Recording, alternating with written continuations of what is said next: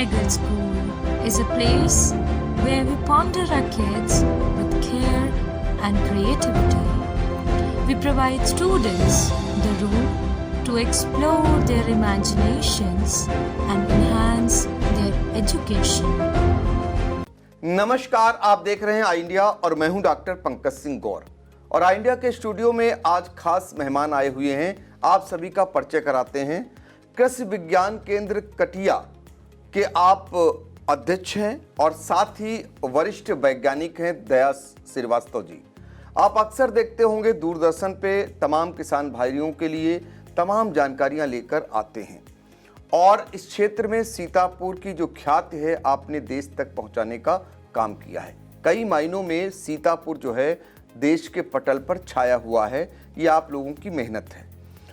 चूंकि इस समय जो किसान है वो चिंता में डूबा हुआ है। कारण उसका ये है कि तापमान जो है गर्मी का वो बढ़ रहा है। पिछले सालों की अगर तुलना करें तो 4% तक तापमान बढ़ा हुआ है सामान्य से। तो ऐसी स्थितियों में जो फसलें हैं उन पर बुरा प्रभाव पड़ना स्वाभाविक है। और खासकर ऐसे वक्त में जब गेहूं की जो मुख्य फसल होती है उस पर भी सीधा असर पड़ने वाला है। जो किसान हैं तमाम किसानों ने फ़ोन किए हमको कि क्या करें, कैसे बचाव करें। गांव के जो लोग होते हैं वो मौसम देख करके पहचान लेते हैं और जान लेते हैं इसके दूरगामी परिणाम क्या होंगे। तो बहुत सारे लोग ये कहने लगे, बहुत सारे किसान, क्या उनके गेहूं की जो फसल है वो चिड़िया की चोंच जैसी हो जाएगी, यानी चिड़िया की जीभ जैसी, जो जीभ होती है वैसी हो जाएगी। तो ये किसान कहने लगे हैं, इसलिए कहने लगे हैं क्योंकि समय से पहले ही तापमान बढ़ गया है। तो इसी पे आज चर्चा करेंगे दया श्रीवास्तव जी से, जो वरिष्ठ कृषि वैज्ञानिक हैं, और उन्हीं से ये जानने का प्रयास करेंगे कि इस समय डॉक्टर साहब कौन कौन सी मुख्य फसलें हैं जिनको लेकर के किसान चिंता में डूबा है, और फिर अगली कड़ी में हम आपसे जानेंगे इसका बचाव। तो पहले कौन कौन सी मुख्य फसलें हैं? जी बिल्कुल। इस समय देखिए सबसे ज़्यादा बड़े पैमाने पे गेहूं की फसल लगी हुई है। गेहूं में जो भी किसान भाई करते हैं जिसमें खासतौर से हीट स्ट्रेस जो है उसका इम्पैक्ट आता है। बाकी अन्य फसलों में अगर हम दलहनी की बात करें तो चना है, मटर है, मसूर है, अरहर भी है। तिलहन में हम बात करें तो बड़े पैमाने पर सीतापुर में सरसों की खेती होती है और अलसी भी कुछ किसान के हैं लगा रखे हैं। बागवानी फसलों में हम बात करें तो आम की फसल मुख्य है, जो मंजरी निकल रही है, बौर आ रहे हैं, वो भी वहाँ भी स्ट्रेस हो रहा है। और हम सब्जियों में बात करें तो हमारा टमाटर है, बैगन है, हमारा मिर्च है, कद्दू वर्गी बहुत सारी सब्जियां किसान भाई लगाए हुए। लेकिन ये जो टेम्परेचर का है, तापमान में आप ये देखें कि जलवायु परिवर्तन काफ़ी समयों से चर्चा में रहा है कि जलवायु परिवर्तन हो रहा है और हमारे किसान भाई इस चीज़ को महसूस भी कर रहे हैं कि देखें आप जो भी है, कभी बाढ़, कभी सूखा, कभी पाला, कभी पड़ना, कभी बर्फबारी, कभी स्ट्रेस में आना। ये परिवर्तन अब हमको समझना होगा कि फसल का चक्र थोड़ा सा बदलना होगा और प्रजातियों का भी चयन उसी हिसाब से करना होगा जिस हिसाब से मौसम बदल रहा है। तो कहते हैं जैसी बहे बयार पीठ तज तैसी दीजिए, जैसा रुख हो उस हिसाब से हमें करना है। तो खासतौर से अभी इस समय ध्यान रखने की वाली बात है कि गेहूं की जो फसल है अगर उसमें तापमान देखिए कि बहुत सारा जो चेंजेस हुआ है, आपने नोटिस करिएगा अपने खेतों में जब जाइएगा तो गेहूं में सबसे ऊपर की जो पत्ती होगी सबसे पहले सिम्टम आएगा, जहां से बाली निकलती उसी के स्ट्रेट में पैरेलल में एक कड़ी शाखा निकली होगी, पत्ती की होगी, जो कर्लक हो जाती है। तो एक पहला पहचान है। स्ट्रेस में अगर आपका पौधा स्ट्रेस में है तो आप देख के पता लगा सकते हैं, जब आप खेतों में मुआयना करेंगे तो जिस बाली में निकली, बाली से सटी हुई जो होगी पत्ती होगी वो स्ट्रेट होती है और वैसे जो स्ट्रेट होती है वही फोटोसिंथेसिस करती है, यानी भोजन बनाने का काम सबसे ज़्यादा, यानी पौधा बहुत ज़्यादा दाने भरते हैं। लेकिन अगर वो पत्ती स्ट्रेस में आ रही है, इसका मतलब है आपको समझ लेना कि आपकी फसल हीट स्ट्रेस से प्रभावित है और इसमें आपके फसल में उत्पादन आपका गिरेगा। तो करना क्या है इसमें कि नमी प्रॉपर वे में बना के रखनी है, क्योंकि तापमान अगर होगा तो हमें ये देखना है कि नमी हमारे खेतों में बिल्कुल जाने ना पाए, खास तौर से जब बाली निकलने की अवस्था हो, क्योंकि वो उस टाइम पे बहुत स्ट्रेस में होती है। फसल अगर स्ट्रेस में चली जाएगी तो दाने आकार छोटा हो जाएगा, दाने श्रिंकल हो जाएंगे, उत्पादन तो गिरेगा ही, क्वालिटी भी गिरेगी। स्ट्रेस मींस बहुत सारे तनाव हो जाएगा। जैसे कि पौधा अगर जिस समय हमको तापमान नहीं चाहिए और मान लीजिए हमको बहुत ज़्यादा गर्मी लग रही है तो जाहिर सी बात है हमारे अंदर तनाव पैदा होगा, हम वांछित क्रिया नहीं कर पाएंगे। अभी यहाँ बैठे हुए हैं, अगर यहाँ बहुत ज़्यादा हीट वेव्स, अगर हवा का टेम्परेचर काफ़ी बढ़ा दिया जाए तो शायद हमें ये अपने कोट उतारने पड़ेंगे। तो इस बात से समझना है कि टेम्परेचर हमारे लिए अनुकूल हो, यानी हम अनुकूल महसूस, उसी तरह फसलें भी महसूस करते हैं। तो जहाँ पाले का असर होता है, पालों से भी पत्तियाँ जो है प्रभावित होती हैं, खासतौर से उनके भोजन बनाने की प्रक्रिया और फिजियोलॉजिकल प्रोसेस प्रभावित हो जाता है। तो आप देखेंगे कि जो है बहुत सारी फसलें अगर स्ट्रेस उसमें है तो आप जब उसकी निगरानी करें, और मैं तो एक ही बात कहूँगा किसान भाइयों से कि अपने खेतों की निगरानी प्रतिदिन अवश्य करें। आप 25 से 30% अपना उत्पादन जो है बढ़ा लेंगे या अपनी जो समस्या है उससे निजात पा लेंगे। निगरानी में क्या क्या देखें? क्योंकि खेतों पे जाएं, देखें, पहली बात तो आपकी फसल स्वस्थ है, और स्वस्थ होगी तो उसके पत्ते कहते हैं होनहार बिरवान के होत चीकने पात। फसल जो जिसको जैसे बड़ा होना होता है तो उसके पत्ते देख करके आप सिम्टम लगा लेंगे। तो पत्ते अगर नॉर्मल हैं तो आपको घबराने की बात नहीं है। मिट्टी की नमी के तापमान देख लें, नमी ठीक ठाक है और पत्ते खिले हुए हैं, पत्तियां पूरी साफ दिख रही हैं, बालें निकल रही हैं, ये प्रोसेस चल रही है, दैट मीन्स ही अगर कुछ गड़बड़ होगा तो पत्ता पहले सिम्टम देगा, लक्षण पहले आते हैं, और उस लक्षण को अगर आपने सही समय पर नहीं समझा तो उसके परिणाम जो है बदल सकते हैं। डॉक्टर साहब, गेहूं को लेकर ये कहा जाता है कि रात में अगर ओस पड़ती है और दिन में चमकदार धूप होती है तो उसके लिए बहुत, जैसे खाबने की बात कहते हैं, बहुत ज्यादा वो खापता है पौधा। बिल्कुल। लेकिन अब ऐसे में जब रात में ओस नहीं पड़ रही है या वो हालात नहीं है तो उसको कैसे मेंटेन करें, कैसे बचाएं? बिल्कुल, देखिए वो तापमान बिल्कुल गेहूं के लिए जितना तापमान, रात का तापमान जो है कम होगा उतना गेहूं का हमारा फसल अच्छी होगी, टिलरिंग अच्छी होगी। एक तो समस्या ये हुई है कि जो देर से बुआई जिन्होंने करी है, क्योंकि गन्ना हमारे यहाँ मेजर फसल के रूप में है, गन्ना की जब पर्ची कटती है तब गेहूँ किसान भाई बुआई कर पाते हैं। तो ऐसे लेट में करने पर क्या होता है, एक तो जमाव ठीक से नहीं हुआ, सही से पोषण नहीं मिल पाया और उस पर टेम्परेचर नहीं मिला, तो फसल ज़्यादातर क्या बोलते हैं बाधित हो जाती है। लेकिन जिन किसानों ने समय से बुआई करी, बीज का सही चुनाव किया, मिट्टी के स्वास्थ्य उन्होंने अच्छा से रखा, पोषण सही से किया, उनकी फसलें अच्छी हैं और आगे स्ट्रेस में ना आने पाए। इसलिए ये ध्यान रखना है कि जनरली क्या है, हीट वेव्स भी चलती है अप्रैल के महीनों में, लास्ट में जब दाना भरने लगता है तो हीट वेव्स चलती हैं। तो उसके लिए हम लोग किसान भाइयों को यही सलाह देते हैं कि जब अगर आपको ऐसी स्थिति आए तो पोटेशियम सल्फेट का एक छिड़काव जो है, अगर बहुत ज़्यादा, अभी तो फिलहाल आवश्यक नहीं है, लेकिन अगर स्थिति बनी रहती है भविष्य में, तो अगर आपको लगता है कि टेम्परेचर बहुत ज़्यादा चल रहा है, दिन का तापमान हो रहा है, तो पोटेशियम सल्फेट का एक स्प्रे जो है 5 ग्राम प्रति लीटर के हिसाब से एक छिड़काव आप फसलों में करेंगे तो ऐसे में आपकी फसल सुरक्षित रहेगी, आप बचाव कर सकते हैं। बाकी अन्य जो फसलें हैं आपकी दलहनी और तिलहनी में, ये ध्यान रखें नाइट्रोजन का ज़्यादा उपयोग न करें, मैं तो यही सलाह दूंगा, क्योंकि ज़्यादातर सीतापुर में एक ये भी रिपोर्ट आई है कि जो मानक से ज़्यादा यूरिया यहाँ प्रयोग हो रहा है, यानी 3 गुना के लगभग।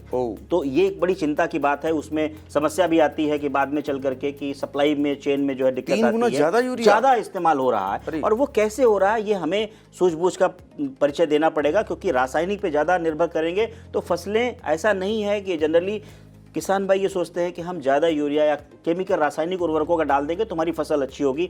ज़्यादातर काली पत्तियों के चक्कर में हम लोग रहते हैं कि काली पत्ती एकदम दिखना चाहिए, खेत एकदम काला, लेकिन ऐसा नहीं है। गेहूं का कलर वो नहीं है कि एकदम काला डार्क में हो जाए, बिल्कुल लाइट ग्रीन कलर सबसे बेस्ट कलर माना जाता है। और ज़्यादा उर्वरक डालने पे हम अपनी समस्याएं, अपने कहते हैं ना, अपने सर पे ज़बरदस्ती अपनी समस्याओं को पैदा करना, यानी टेम्परेचर जैसे ही बढ़ रहा है और नाइट्रोजन भी आपने स्ट्रेस में दिया तो क्या है, कीड़ों की प्रतिशतता, अभी तो जब पूर्वैया हवा कहते हैं, अगर पूर्वैया हवा नहीं चल रहा, अगर पूर्वैया हवा चलने लगेगी तो आपको एकदम अलर्ट हो जाना है कि जैसे ही पूर्वैया हवा चले आप देख लीजिए खेत में जाकर के कीड़ों की संख्या इतनी ज़्यादा आएगी। इवन यहाँ तक कि अगर आम के बागान आप लगाए हुए हैं, आम की फसलें हैं आपके पास, और पूर्वैया हवा को अगर चल गई तो कीड़े पूरे आपके जो मंजरी हैं उसमें पूरा उसको नुकसान कर सकते हैं। पूर्वैया हवा जब चलेगी तो अलर्ट रहना है, क्या करना है? अलर्ट रहना है, देखना है हमेशा पूर्वैया हवा चले, कीड़ा आए तो आपको सबसे पहले अलर्ट रहना है कि जहां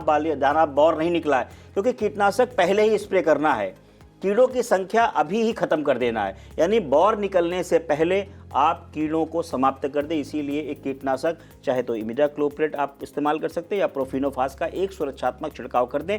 पत्ती, अगर आम की फसल आपके पास बागान है तो पत्ती का कलर में काले धब्बे नहीं होने चाहिए। आप एक नोटिस करे होंगे, अपने बागों में जाके गौर देखिएगा, अगर आपके पत्तों में काले धब्बे दिख रहे हैं तो इसका मतलब शूटी मोल्ड फंगस, और ये शूटी मोल्ड फंगस जो होता है इसका मेन ओरिजिन होता है इंसेक्ट। जो रस चूसक कीड़े होते हैं वो पत्तियों में पहले अंदर पेड़ों पे बहुत सारे होते हैं। वो पौधे कीड़े धीरे धीरे भुन के जैसे ही मंजरी निकलेगी, रस चूसक कीड़े, क्योंकि उसका सैप बहुत मीठा होता है, उसको खाने के लिए आते हैं और अपने शरीर से ये मधुस्राव स्रावित करते हैं। मधुस्राव हनी ड्यू जो स्रावित करते हैं वो पत्तों पे गिरता है। पत्तों पे गिरने से क्या हो कि काले रंग के फफूंद, जिसको शूटी मोल्ड बोल रहे हैं, फंगस, वो पत्ते फंगस आ जाते हैं। अगर आपके पत्ते पे काला फंगस आ जाएगा तो भोजन बनाने की प्रक्रिया बाधित हो जाएगी और पौधा अगर भोजन नहीं बना पाएगा तो आपकी फलत जो आपकी है वो सही से अच्छी नहीं होगी।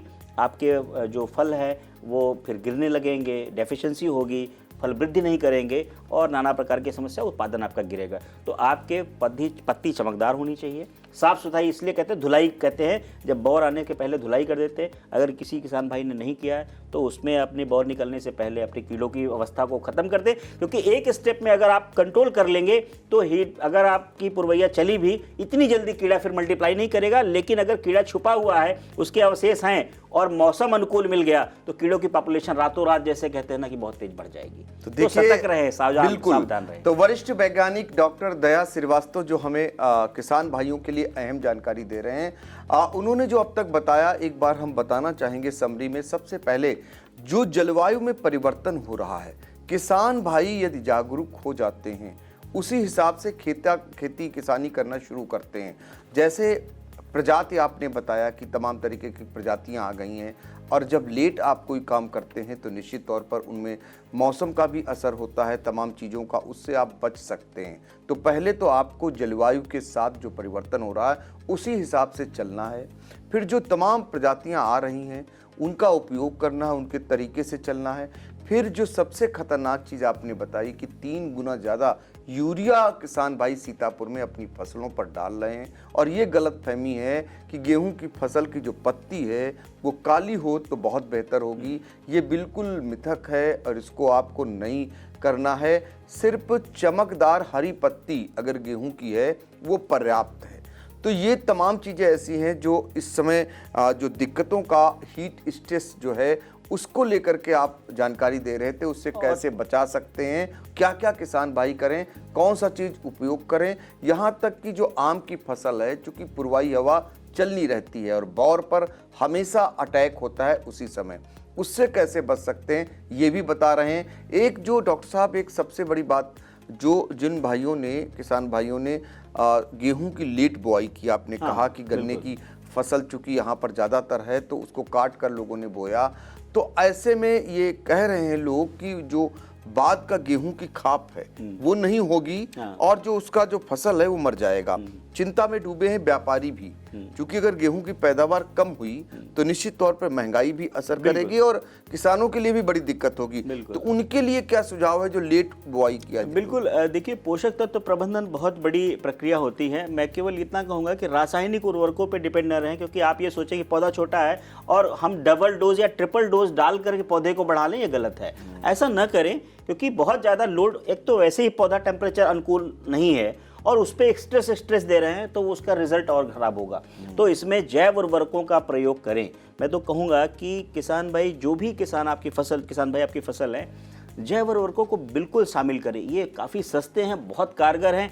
ज़रूरत है कि खेतों में जीवांश की मात्रा जो हम छोड़ चुके हैं, हरी खाद, ढैंचा, सनई का प्रयोग, गोबर की खाद, केचुआ की खाद, इनका यदि आप जीवामृत, बीजामृत जो बात आ रही है प्राकृतिक खेती पे, इनको भी प्रयोग करें। और साथ ही साथ जैव उर्वरकों का अगर आप प्रयोग करते हैं, सूक्ष्म पोषक तत्वों का प्रयोग जरूर करें। और एक दूसरी बात जो हमने नोटिस करी है किसान भाइयों से बात करके, जिनकी फसल प्रभावित होती है, आप देखेंगे और आप लोग जो इस चैनल को देख रहे हैं, आप नोटिस करिएगा, जिसमें भी अगर रोग दोष की समस्या आई है उसमें से ज़्यादातर किसान आपको मिलेंगे कि उन्होंने पोटास का प्रयोग नहीं किया। एक बहुत बड़ा कारण मैं देख रहा हूं कि पोटास महंगी होने के कारण या नहीं होने का, उपलब्धता नहीं, लोग इग्नोर कर देते हैं। केवल फास्फोरस और नाइट्रोजन, ये 2 पौधे, जबकि 3 तो मुख्य जो है हमारे तत्व हैं। तो पोटास का प्रयोग आपको स्टार्टिंग में करना, और कहा जाता है कि फास्फोरस और पोटास की पूरी मात्रा और नाइट्रोजन को बाद में देना है, यानी 3 पार्ट में देना है। ये जो बेसिक सिद्धांत हैं, इसको अनुपालन में जरूर लें। अगर जो गलतियां आपने एक गलती करेंगे और उसके रिजल्ट कई हो जाते हैं, तो इसलिए जिन्होंने पोटास का प्रयोग नहीं किया, खासतौर से बाली निकलने के समय नहीं किया है, तो उस टाइम पे अवश्य कर दें। एक 0050 ये वाटर सॉल्युबल बहुत इजीली वे में मिल जाता है, तो 0050 का एक स्प्रे करते हैं तो आपके फूल फलत जो है वो अच्छी होंगी। सूक्ष्म पोषक तत्वों का प्रयोग जरूर करें। माइक्रो न्यूट्रिएंट किसान भाई बहुत कम, और जो जागरूक किसान है मैंने वही देखा कि उन्हें सामान्य किसान माइक्रो न्यूट्रिएंट नहीं करता है, क्योंकि ज़्यादातर वो जिंक डाल दिए, कभी कभी सल्फर डाल दिए, लेकिन ऐसा न करें। Zinc, iron, copper, manganese, boron, sulphur, calcium, magnesium, molybdenum, ये सभी तत्व पौधे को चाहिए। जो 17 तत्व कहे हैं वो पूरी चाहिए, और हम केवल खेती करते हैं नाइट्रोजन फास्फोरस पे। तो ऐसे असंतुलित वे में जब चलेंगे तो एक तो मौसम की मार, ऊपर असंतुलित उपयोग, तो उत्पादन हमारा कम होगा। तो अगर आप थोड़ी सी बातों को ध्यान रखेंगे तो मैं निश्चित तौर पे दावे के साथ कह सकता हूँ आपकी फसल अच्छी होगी और इन विपरीत परिस्थितियों का कोई बुरा असर नहीं होगा। ज़रूरत है निगरानी की, देखरेख की, और कोई समस्या हो तो कृषि विज्ञान केंद्र सदैव आपके लिए हमेशा साथ में है। तो देखिए, जब हम चर्चा कर रहे हैं, दरअसल फरवरी माह है, और फरवरी माह का अगर तापमान आपको बताएं तो 28 डिग्री सेल्सियस तापमान इस समय चल रहा है, और पिछले साल की अगर तुलना करें इसी माह में वो 24 के आसपास रहता था। तो आप समझिए 4% जो तापमान बढ़ा हुआ है, ये किसानों के लिए भी चिंता पैदा कर रहा, और कृषि वैज्ञानिक भी इसीलिए सुझाव दे रहे हैं किसान भाइयों को कि वो क्या करें और क्या न करें, अपनी फसलों को कैसे बचाएं और उसको कैसे जो उनकी चिंता है उसको दूर करें। तो ये तमाम आपने जो सुझाव बताए उसको अगर आप अमल में लाते हैं तो मौसम की मार से भी बचेंगे, और जो पैदावार कम होती है उसको भी रोक लेंगे। तो तमाम ऐसी फसलें जिसमें अनाज में आपने बात की गेहूं, जौ की, और इसके अलावा दलहन में चना, मटर, मसूर और अरहर। तिलहन की बात करें तो तिलहन में सरसों है, अलसी है, और सब्जियों में टमाटर, मिर्च, बैगन, और फल फूल की बात करते हैं तो आम और नींबू है। डॉक्टर साहब, मौसम किन फसलों के लिए फायदेमंद साबित हुआ, ये भी अगर किसान भाई जान जाएं, जैसे सरसों की फसल कैसी है, या अरहर की बात करें हम तो उसके लिए कितना? नहीं, बिल्कुल सरसों की फसल अच्छी चल रही है, अभी सरसों में विशेष कोई दिक्कत नहीं आई, क्योंकि क्योंकि ये पूर्वैया हवा, हम वही इंतजार कर रहे हैं कि ये चीज़ ना आए। क्योंकि क्या होता है, जब फूल फलत की अवस्था में होती है और पूर्वैया हवा बहुत बड़ा रोल अदा करती है कीड़ों की पॉपुलेशन में, तो किसान भाइयों को एक सिंपल इंडिकेशन कहते हैं, घा की कहावत होती है ना, उसको क्या बोलते हैं, घा की कहावत बहुत ही फायदेमंद होती है किसानों के लिए। तो उनको ध्यान रखिए, बहुत आसानी समझ में आती है। तो एक सिंपल इंडिकेशन मैं बता रहा हूँ, कीड़े और बीमारियों से बचने के लिए आप इंडिकेशन देखिए कि आज हवा का रुख क्या है। यदि आपने हवा का रुख पता करके आज सुबह अपने खेतों पे गए और अलर्ट हो गए तो आप बहुत सारी चीज़ों से बच सकेंगे। तो सरसों में कोई विशेष नुकसान नहीं है, क्योंकि जब माहू आएगा, लेकिन तब तक में क्या बोलते हैं, ये फसल मुझे लगता है बहुत सारी सरसों पक भी गई हैं, सरसों की कटाई भी चल रही है, कुछ जगहों पे जो अगेती लगा रखे, कुछ लेट वाली फसलें हैं वो हैं फलत अवस्था, फूल की अवस्था पे है। कोई विशेष चिंता की बात अभी नहीं है वर्तमान में। और जो आपकी अन्य जो फसलें हैं, जो चना, मटर, मसूर की है, खासतौर से अरहर की फसल है, ऐसा अरहर में फूल गिरने की समस्या आती है, तो कभी कभी किसान भाइयों को मैं ये देखता हूँ कि माइक्रो न्यूट्रिएंट का प्रयोग शुरू से नहीं करते हैं, तो सूक्ष्म पोषक तत्वों का प्रयोग करें। नीम का क्या है, तेल का छिड़काव कर सकते हैं। और एक सुझाव और भी दूंगा कि 10 से 5 बजे यानी सूर्योदय के और सूर्यास्त के बीच का जो समय होता है, इसमें रासायनिक दवाओं का छिड़काव न करें। ये बिल्कुल पर्यावरण के लिए घातक है। मधुमक्खियां मूवमेंट करती हैं, इसी बीच में आपके फसलों में परागण करती हैं, और आप अपने पैर पे कुल्हाड़ी मारते हैं जब आप दवा छिड़कते हैं, तो मधुमक्खियां मित्र हमारे मरते हैं, और ये समय होती है। इसीलिए कभी भी रसायन का करने के लिए अलर्ट है कि आपके सूर्योदय के पहले और सूर्यास्त के बाद, लेकिन ये कोई अनुपालन नहीं लेता। ज़्यादातर किसान भाई 10-11 बजे बाद में टंकी लेकर के दिखते हैं, जो कि ये प्रक्रिया भी, तो हम कुछ चीज़ें हम भी अपने जानकारी से भी बहुत सारी चीज़ें बचा सकते हैं। तो मैं यही कहूँगा कि जो हम बचा सकते हैं उसको तो पहले बचा लें। बाकी प्रकृति तो है, अगर हम प्रकृति को बचाएंगे तो निश्चित तौर पर प्रकृति हमें जरूर बचाएगी, इतना मुझे विश्वास है। प्रकृति कभी किसी का बुरा नहीं करते। आज हम अपने जो वन को, जंगल को, पर्यावरण को अच्छा बनाएंगे तो निश्चित तौर पर यह जलवायु परिवर्तन की जो चिंता बनी हुई है, ये भी कुछ दिनों में दूर हो जाएगी। फिर से हमें पर्यावरण को बचाना है। तितली, गिद्ध, उल्लू, गौरैया, जो भंवरे थे, ये कितना सुंदर लगता था वातावरण। तो अपने परिवेश को भी बनाएं, फूलों की खेती करें, थोड़ा प्राकृतिक जीवों को बढ़ाएं, तो निश्चित तौर पे हमारा ये कृषि का जो संसार है ये बहुत समृद्ध होगा, सशक्त होगा, और भारत सोने की चिड़िया जो कहा था, हम फिर से उस समृद्धि को प्राप्त करेंगे। मैं सभी किसान भाइयों से यही कहूँगा, कहीं कोई चिंता नहीं, अगर कुछ भी दिक्कत आती है तो कृषि विज्ञान केंद्र कटिया सीतापुर आपके लिए सदैव तत्पर है। तो डॉक्टर दया श्रीवास्तव जो किसान भाइयों के लिए सुझाव के तौर पर बहुत सारी जानकारियां दे रहे थे, और ये सब अपनाकर आप वातावरण को भी अच्छा बना सकते हैं, पैदावार भी अच्छी कर सकते हैं, और प्रकृति से जो बदलाव हो रहा है उससे भी आप लड़ सकते हैं।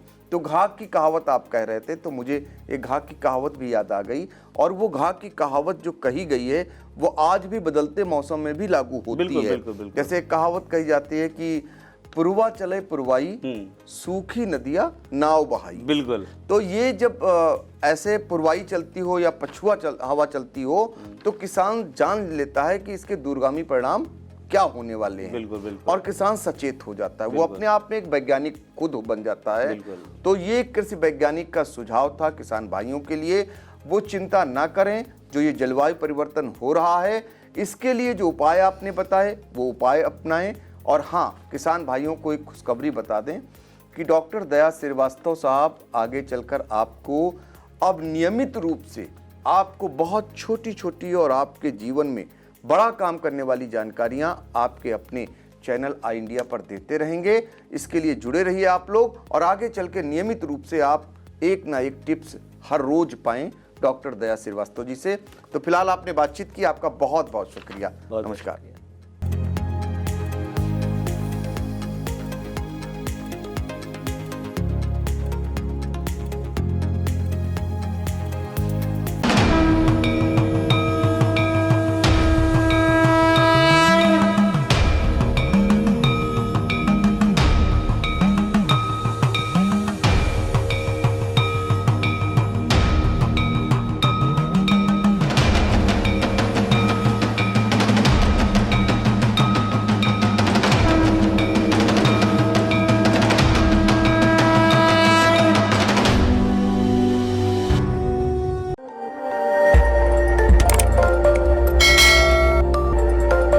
खबर आपकी, नजर हमारी।